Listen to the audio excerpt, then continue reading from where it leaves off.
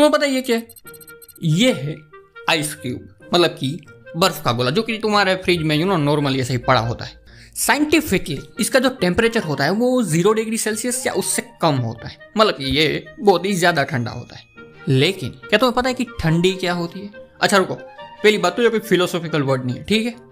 अब अगर तुम्हें लगेगा कि मैं कोई यहाँ पे साधु संतों वाली फिलोसॉफी झाड़ूंगा तो नहीं, बिल्कुल भी नहीं। साइंटिफिकली परमाणु जिसके पास ज्यादा ऊर्जा होती है वो ज्यादा एक्टिव होते हैं, और जिसके पास कम एनर्जी होती है वो कम एक्टिव। तो एक्चुअली में ठंडी एग्जिस्ट ही नहीं करती। हाँ, एनर्जी एग्जिस्ट करती है बट लो एनर्जी, यानी कि ठंडी।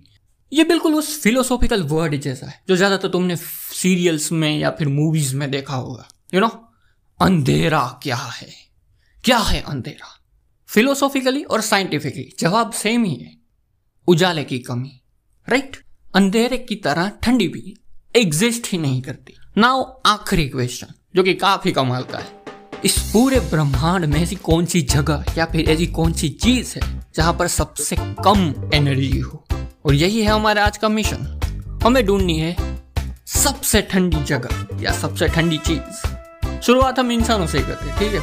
तुम इंसान, तुम भी ठंडे हो, मतलब कि भले ही तुम गर्म खून वाले हो, बट तुम्हारा बॉडी टेम्परेचर साइंटिफिकली जो नॉर्मली बॉडी टेम्परेचर होता है वो 37 डिग्री सेल्सियस के आसपास होता है, जो कि इतना ज्यादा भी नहीं है। बट फिर भी जब तुम रात को सोते हो और सुबह 4 से 5 बजे के बीच तुम्हारा बॉडी टेम्परेचर नॉर्मली सबसे ज्यादा ठंडा होता है, तब तुम सबसे ज्यादा ठंडे होते हो। बट फिर भी ये इतना भी ज्यादा नहीं है। लेकिन आर्कटिक ग्राउंड स्क्विरल यहां पर विनर होती है बॉडी टेम्परेचर के मामले, नो डाउट। विंटर में जब ये हाइबरनेशन करती है तब इसका बॉडी टेम्परेचर -2.9 डिग्री सेल्सियस तक चला जाता है, लाइक लिटरली -2.9।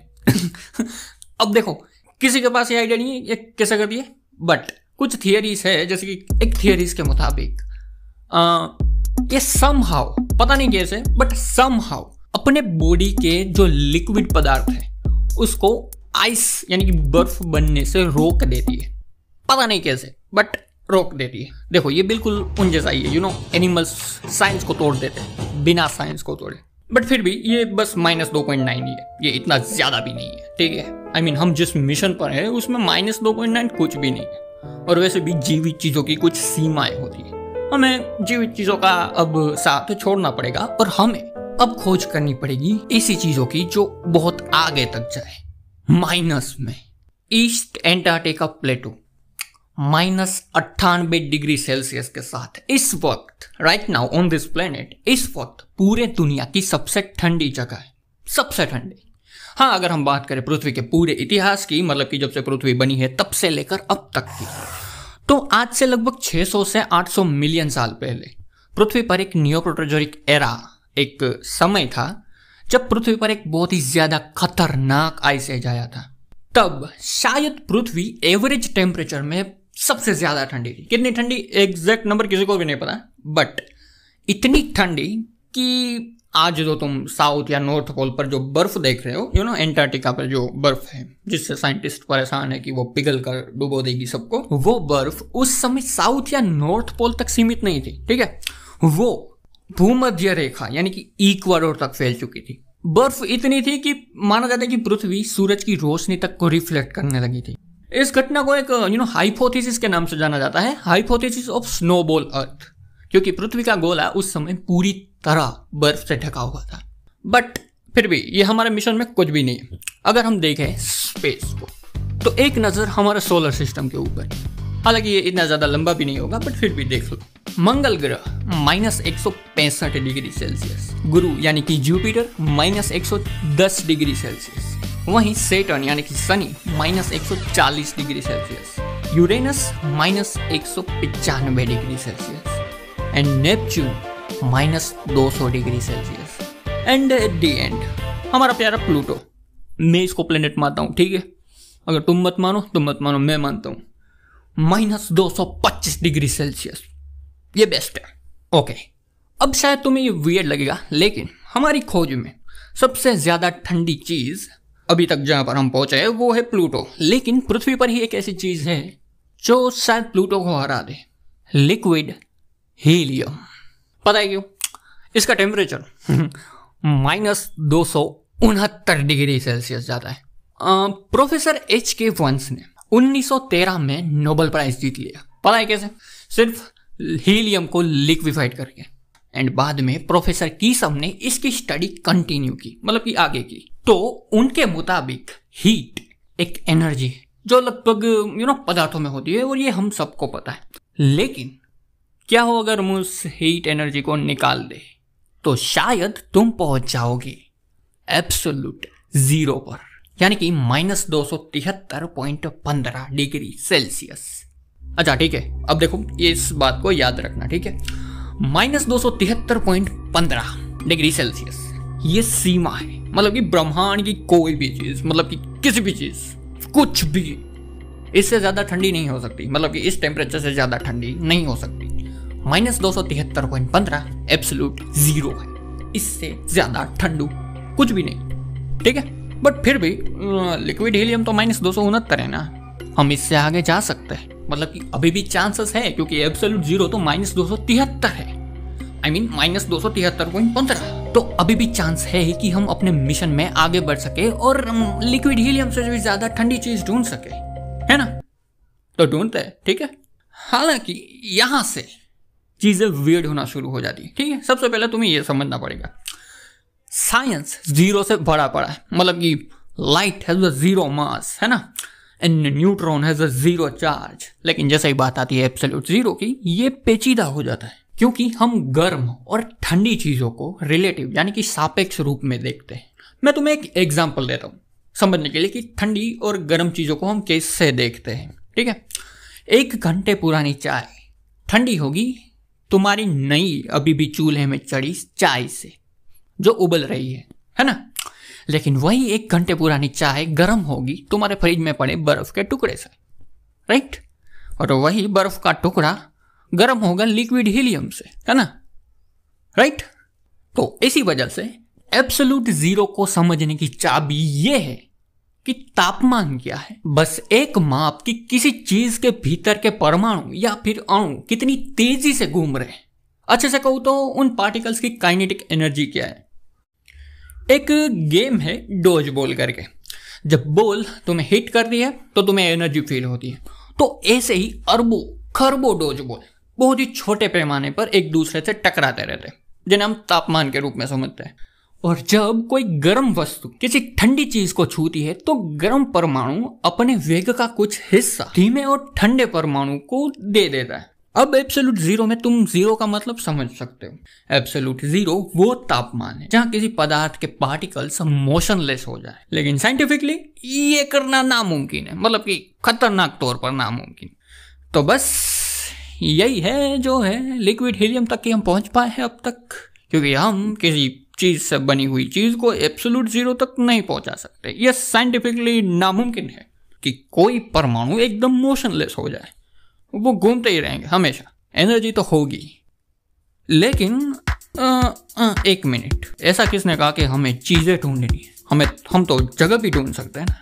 I mean, हम क्यों किसी चीज को जो बनी है परमाणु से उसको एब्सोल्यूट जीरो तक लेके जाए? निकाल दो सारी मैटर से बनी हुई चीजें, मतलब कि हमें नहीं चाहिए किसी परमाणु से बनी हुई चीजों को एब्सोल्यूट जीरो तक, है ना? हमें वो चीज ढूंढनी चाहिए जो बनी ही ना हो। तो क्या इस पूरे ब्रह्मांड में कोई ऐसी चीज है जो किसी चीज से बनी ही ना हो, मतलब कि परमाणु से ना बनी हो? हाँ है तुम्हारे ध्यान में? अगर नहीं है तो मैं बताता हूँ, ठीक है? Ladies and gentleman, welcome to the space. शून्यावकाश, कुछ भी नहीं, ये किसी चीज से नहीं बना, बिल्कुल खाली, वैक्यूम, अंधेरा, उजाले की कमी। हाँ, तो ये है एम्प्टी स्पेस, बहुत ही ज्यादा ठंडा। पर क्या ये एब्सोल्यूट जीरो है? नहीं, अभी तो सिर्फ नाम ही लिया है, ठीक है? सुन तो लो पहले क्यों नहीं है ये। सो एम्प्टी स्पेस बहुत ही ज्यादा ठंडा है, -270.42 या 43 जैसा। एंड सरप्राइजिंगली तुम अमेज होगे, एक नेब्यूला है, बूमरैंग नेब्यूला, ये एम्प्टी स्पेस से भी ज्यादा ठंडा है, मतलब कि -272 डिग्री सेल्सियस। ये एम्प्टी स्पेस से भी ज्यादा ठंडा है सीरियसली। सो बूमरंग नेब्यूला मानव इतिहास की यानी कि हमारे इतिहास की अब तक की खोजी गई सारी चीजों में सबसे ठंडी चीज या जगह है -272 डिग्री सेल्सियस। बट फिर भी एम्प्टी स्पेस और बूमरंग नेब्यूला ये भी एब्सोल्यूट जीरो नहीं है। तुम देखोगे कि एम्प्टी स्पेस -270.42 या 43 डिग्री सेल्सियस है और बूमरंग नेब्यूला -272 डिग्री सेल्सियस। बस थोड़ा सा ही फासला है -273.15 डिग्री सेल्सियस में, एब्सोल्यूट जीरो से थोड़ा सा ही करीब, बट फिर भी एब्सोल्यूट जीरो नहीं। दोनों के लिए वजह एक ही है, वजह है CMB, cosmic microwave background radiation. CMB को बिग बैंग के बाद की चमक के रूप में जाना जाता है। मतलब कि जब बिग बैंग हुआ था यानी कि ब्रह्मांड का निर्माण हुआ था, तब ये रेडिएशन फोटोन नाम के कणों में भरी पड़ी थी, बहुत ही ज्यादा। और ये रेडिएशन आज भी पूरे ब्रह्मांड में मौजूद है, ठीक है, अभी भी है ये। जब बिग बैंग हुआ था तब ब्रह्मांड बहुत ही ज्यादा गर्म था, बहुत ही ज्यादा। और जैसा कि मैंने कहा कि तब ये रेडिएशन फोटोन नाम के कणों में भरी पड़ी थी। शुरुआत के समय ही ब्रह्मांड इन सब एटॉमिक पार्टिकल्स और प्लाज्मा के कोहरे से भरा पड़ा था। हालांकि ब्रह्मांड फैलता गया और ठंडा होता गया, और प्लाज्मा उस हद तक ठंडा हो गया कि प्रोटॉन और इलेक्ट्रॉन ने मिलकर ब्रह्मांड में ज्यादातर हाइड्रोजन का निर्माण किया। एंड अनलाइक प्लाज्मा, ये परमाणु थर्मल रेडिएशन का बिखराव नहीं करते थे, जिस वजह से ये पारदर्शी यानी कि ट्रांसपेरेंट ब्रह्मांड देखने लायक हो गया। भले ही बिग बैंग के हुए सालों बीत चुके हो, लेकिन CMB आज भी मौजूद है। तुम्हें पता है कि वो पुराने टीवीज आते थे, जब तुम वो पुराने टीवीज देखते थे और ये ब्लैक एंड वाइट डॉट्स और ये फजी साउंड सुनते थे, ये इसका 1% जिम्मेदार CMB यानी कि कॉस्मिक बैकग्राउंड माइक्रोवेव रेडिएशन है। पहले के ज़माने में तुम्हें याद होगा कि वो एनालॉग एंटेना होते थे जो रेडियो सिग्नल पकड़ते थे, है ना। ये एंटेना ना चाहते हुए भी CMB रेडिएशन को पकड़ लेते थे, जिस वजह से ये होता था। हालांकि एनालॉग टीवी तो अब नहीं रहे, एंटेना तो अब गए, बट CMB आज भी मौजूद है, ठीक है, और वो भी बहुत ही बड़ी मात्रा में। नाउ फन फैक्ट, CMB का अपना खुद का एक थर्मल टेम्परेचर होता है, जैसे केल्विन में मापा जाता है। टेम्परेचर है 2.73 केल्विन। अगर सेल्सियस में इसको कन्वर्ट करें, -270.42 degree Celsius, same about empty space. इसका मतलब है कि एम्प्टी स्पेस एम्प्टी नहीं है, वो खाली नहीं, CMB वहां पर मौजूद है, जिस वजह से स्पेस का भी अपना खुद का, भले ही वो खाली हो बट फिर भी उसका खुद का अपना टेम्परेचर है, -270.42 या 43, जो भी कहो, वजह है CMB। अब मेन चीज सुनो, ठीक है।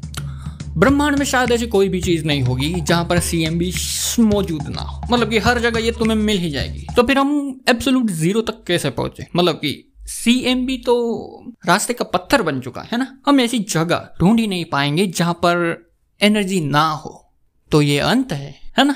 लॉजिकली बूमरंग नेब्यूला मानव इतिहास की सबसे ठंडी खोजी हुई चीज या जगह, जो भी कहो, तो ये अंत है हमारी खोज का, है ना। शायद ऑफिशियली ये हमारी खोज का अंत ही है, ठीक है। बूमरंग नेब्यूला मानव इतिहास की अब तक की खोजी गई सारी चीजों में से सबसे ठंडी जगह, दैट्स इट। हालांकि हम ऑफिशियली तो आगे नहीं बढ़ सकते हमारे मिशन में, लेकिन हम अनऑफिशियल तौर पर इस मिशन में आगे बढ़ सकते हैं। हाँ, हालांकि मैं जवाबदारी नहीं ले सकता इस मिशन की, क्योंकि ये बहुत ही ज्यादा खतरनाक है। ऑफिशियली अब हमें सरकार की प्रोटेक्शन नहीं मिल सकती, ठीक है। अब हमें खुद ही ढूंढना होगा ब्रह्मांड की सबसे ठंडी जगह। So ladies and gentleman, please welcome करो ब्लैक होल का। तो अब ये विचार थोड़ा सा वियर्ड है बट देखो ये काम कैसे करता है, ठीक है। सुनो, ब्लैक होल एक ऐसी जगह या फिर एक ऐसी चीज कहो जो हर चीज को सोख लेती है। मतलब कि कुछ भी नहीं बाहर आ सकता, not even a light, a photon can escape from the black hole, कुछ भी ना आए। तो फिर लॉजिकली उस चीज का टेम्परेचर कैसे हो सकता है? हाँ, सोचा है कभी? जब तुम एक चिमनी से गर्मी महसूस करते हो तुम्हारे हाथ में, तो तुम एक्चुअली में उस आग या उसके आसपास के पत्थर या धातु से निकलने वाले इंफ्रारेड फोटोन को महसूस करते हो जो तुम्हें गर्मी का एहसास दिलाता है। अगर ब्लैक होल एक चिमनी होता तो वो इन इंफ्रारेड फोटोन को बाहर निकलने ही नहीं देता, है ना। लॉजिकली तो तुम गर्मी महसूस ही नहीं कर पाते। सिंपल है, राइट। यह सच्चाई है। सेम ब्लैक होल अपने अंदर गिरने वाली सारी चीजों को सोख लेता है। इसी वजह से ब्लैक होल कोई भी इंफ्रारेड रेडिएशन एमिट नहीं करता, ना ही कोई गामा रे या फिर कोई भी एक्सरे, कुछ भी नहीं। हालांकि ब्लैक होल के बारे में तुम्हें एक चीज समझनी पड़ेगी और वो तुम्हें शायद समझनी ही पड़ेगी, क्वासार्स। एक बात ध्यान में रखना, क्वासार्स ब्रह्मांड की सबसे चमकीली चीजों में से होती है। जैसे कि 10618 ब्रह्मांड का सब शायद बहुत ही बड़ा ब्लैक होल है। ये जो चमक पैदा करता है अपनी अक्रीशन डिस्क से, वो इतनी ज्यादा चमकीली है कि हमारे सूरज से 140 ट्रिलियन गुना ज्यादा है बस इसकी चमक। यानी कि जब एक ब्लैक होल खाना निकल रहा हो, यानी कि जब वो एक मैटर को ऑब्जर्व कर रहा हो, तब उसका इवेंट होराइजन बहुत ही ज्यादा गर्म हो जाता है, खतरनाक तौर पर। ये ब्लैक होल अपनी अक्रीशन डिस्क से बहुत ही ज्यादा चमक पैदा करे और ये एक बहुत ही बड़ा ब्लैक होल हो तो उसे क्वासार की कैटेगरी में रखा जाता है। मेन चीज, हर क्वासार एक ब्लैक होल होता है। मतलब कि फर्क नहीं पड़ता कोई भी क्वासार, वो हर क्वासार एक ब्लैक होल होता है। लेकिन हर ब्लैक होल एक क्वासार नहीं बन सकता, ठीक है। लेकिन क्या हो अगर वो ब्लैक होल खाना ना खा रहा हो, मतलब कि वो ब्लैक होल शांत पड़ा हो। ऐसे ब्लैक होल जिसके पास खाने के लिए कुछ भी मैटर्स या कोई भी चीज ना हो, वो कुछ भी नहीं कर सकता और वो शांत पड़ा रहा हो, उन्हें साइंटिफिकली नाम दिया जाता है डोरमेंट ब्लैक होल। भले ही एक एक्टिव ब्लैक होल का इवेंट होराइजन बहुत ही ज्यादा गर्म हो, लेकिन हम हमारी खोज में यहाँ पर एक्टिव ब्लैक होल को नहीं लेंगे, हम डोरमेंट ब्लैक होल को लेंगे। ऐसे ब्लैक होल जो शांत हो, है ना। अगर एग्जाम्पल चाहिए तो मैं देता हूं, ठीक है। इसे ऐसे समझो कि एक शेर एक पिंजरे में बंद है।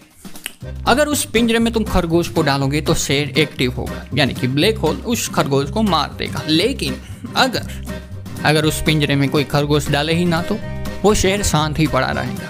हालांकि लॉजिकली वो शेर ही रहेगा, यानी कि ब्लैक होल ही रहेगा। उस शेर के पास शिकार करने की ताकत अभी भी है, बस शिकार ही नहीं है ना। समझ गए?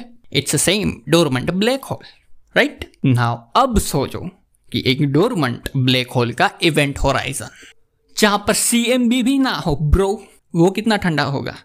हालांकि ब्लैक होल एक रेडिएशन इमिट करते हैं जिसे हॉकिंस रेडिएशन कहते हैं, जिस वजह से ब्लैक होल खुद को मार देते हैं। इसी रेडिएशन की वजह से ब्लैक होल की मौत होती है। छोटे ब्लैक होल ज्यादा तेजी से मरते हैं और बड़े ब्लैक होल को मरने में अरबों साल लग जाते हैं। शायद बड़े ब्लैक होल तब तक जिंदा रहेंगे जब तक ये ब्रह्मांड जिंदा है, क्योंकि ये प्रोसेस बहुत ही ज्यादा स्लो होती है। बट फिर भी लॉजिकली एक डोरमेंट ब्लैक होल का इवेंट होराइजन शायद सबसे ज्यादा ठंडा होगा, even more than boomerang nebula itself, है ना। हालांकि ये अनऑफिशियली है। अनऑफिशियली ब्लैक होल शायद जीत जाए हमारी खोज में, भले ही ऑफिशियली बूमरैंग नेब्यूला विजेता हो सबसे ठंडी चीज या जगह में, लेकिन अनऑफिशियली एक शांत ब्लैक होल का इवेंट होराइजन शायद इस पूरे ब्रह्मांड की सबसे ठंडी जगह होगी। भले ही एब्सोल्यूट जीरो तक ना पहुंच पाए, क्योंकि किसी को नहीं पता कि कितनी होगी, बट फिर भी शायद सबसे ठंडी होगी। और अगर हम बात करें प्रैक्टिकल वर्ल्ड की, तो मानव इतिहास ने आज तक जो भी चीज़ें खोजी है या फिर अपने लैब में टेस्ट की है या फिर जो भी चीज़ें देखी है या महसूस की है, हम आज तक -273.15 पर नहीं पहुंच पाए। हमने आज तक ऐसी कोई भी चीज़ विटनेस नहीं की है जो सबसे ठंडी हो। -273.15 एक सीमा। अगर दूसरे शब्दों में कहूँ तो शायद ब्रह्मांड में ऐसी कोई चीज़ ना ही हो जहाँ पर एनर्जी हो ही ना। शायद ब्रह्मांड में हर जगह एनर्जी होगी, भले ही किसी ना किसी रूप में, पर होगी। दैट्स वाई यहाँ पर हमें मैटर या फिर स्पेस या फिर ठंडी की बात करनी ही नहीं चाहिए। हमें बात करनी चाहिए ऊर्जा की, क्योंकि यहाँ पर मेन चीज ऊर्जा ही है। ठंडी एक्चुअली में एग्जिस्ट ही नहीं करती, है ना। जैसा कि मैंने पहले ही कहा था, मैंने शुरुआत में कहा था ना कि ये वीडियो थोड़ा सा साधु संतों वाली फिलोसॉफी नहीं जा रही है मुझे, लेकिन अंत आते आते मैं यही करने लगा हूँ। ठीक है, that's it for this video dudes and bye. Subscribe करना अगर वीडियो पसंद आया तो, ठीक है। Bye bye bye bye bye.